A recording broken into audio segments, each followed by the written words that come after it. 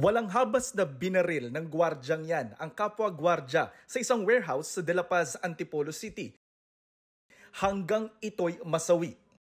Ang pamamaril nag-ugat lang umano sa 30 minutong pagka-late ng biktima. Karelyebo kasi siya ng sospek at hindi ito ang unang pagkakataon na nahuli ito ng pasok. Yung suspect natin ay parang buong araw na nag-duty at initially sa kabi niya, parang araw-araw na lang na late yung masama niya. Pero may ibang ikinatwira ng sospek. Sumuko siya ng puntahan ng mga pulis sa warehouse. Ayalitan po kami.